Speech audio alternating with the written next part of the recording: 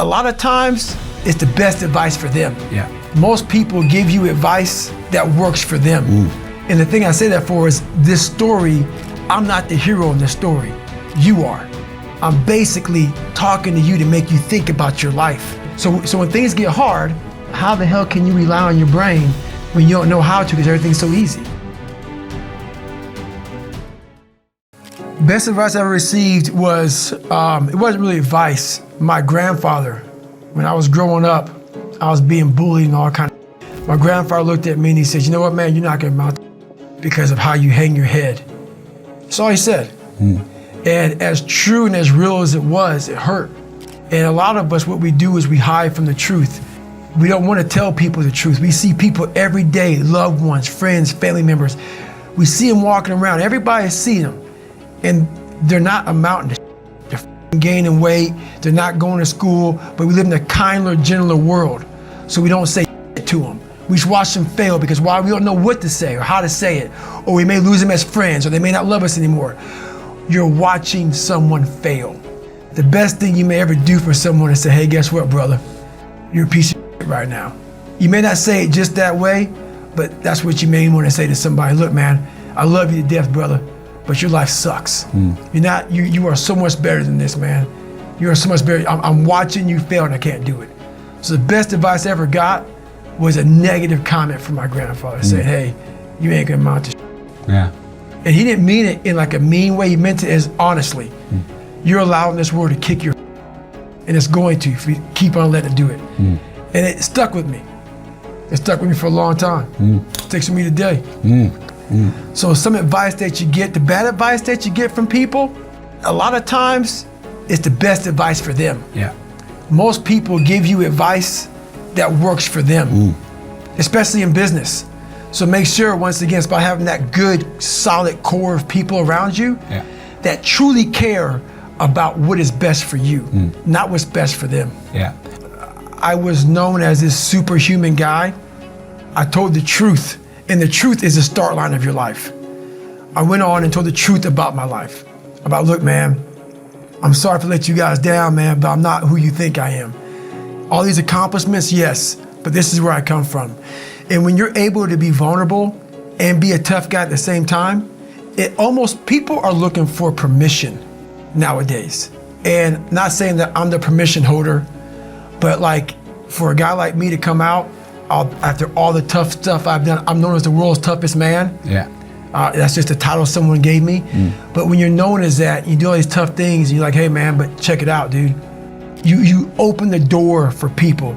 In my life, not only was I not the smartest kid, learning disabilities, abusive father, stuttering, obese, the list goes on and on and on. I broke down color barriers. And the thing I say that for is this story, I'm not the hero in this story. You are. I'm basically talking to you to make you think about your life. And I'm being vulnerable to make you think about when you listen to a podcast or you listen to an audiobook or you read a book, you're by yourself.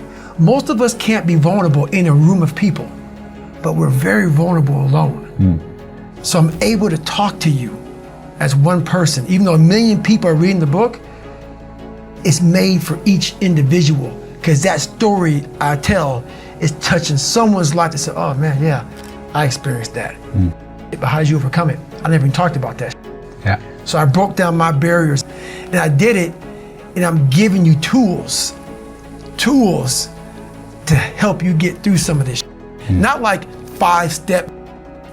No, I went to the dungeon and I figured this out and I'm writing about it. I didn't sit back in a nice comfortable room and say, this would be a good book.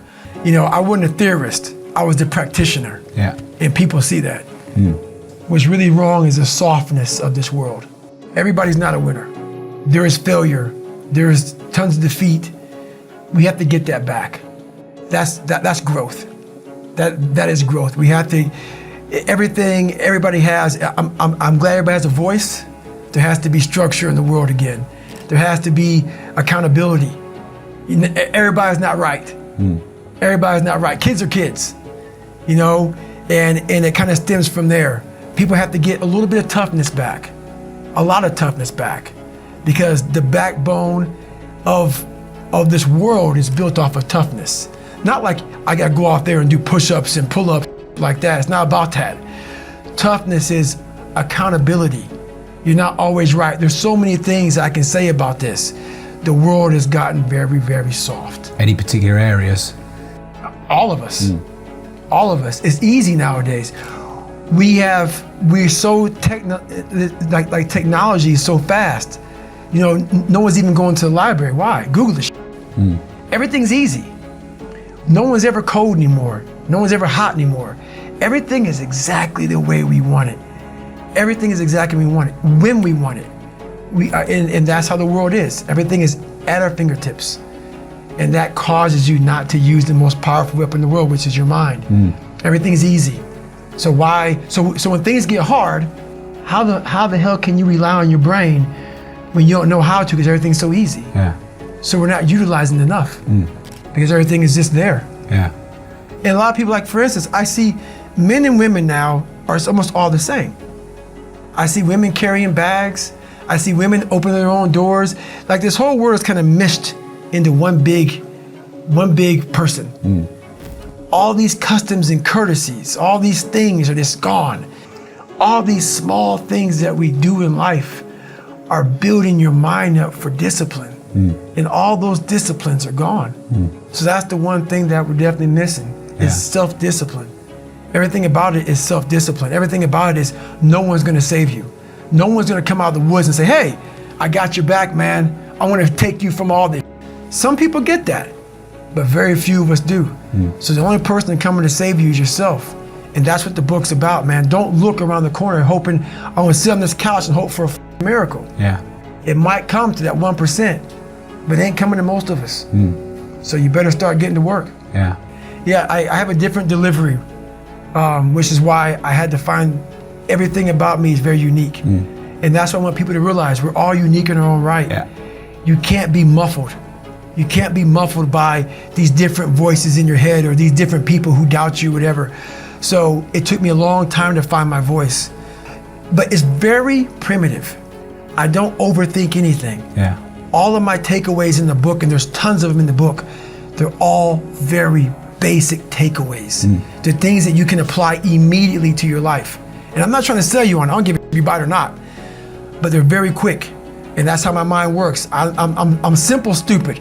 Yeah. Keep it simple, stupid, man. And that's how life is. We overthink things. And next thing you know, this very simple thing, screw the light bulb in. Becomes very hard. Yeah. Just screw the f***er in, man. No, just screw the f***er in. That's it. You're done. Yeah. And that's how my life is now. For the majority of my life, people disrupted my life, but I allowed them to.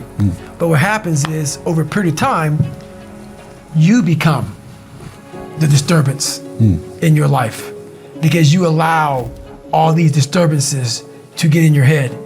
Therefore, you have all this going on, but you become your biggest bully. Yeah. And once that happens, it's over. Once that happens, it's over because all you have in your mind, literally on a loop, is negative self-talk. Yeah. And once that negative self-talk is on a loop, it's hard to get out of it.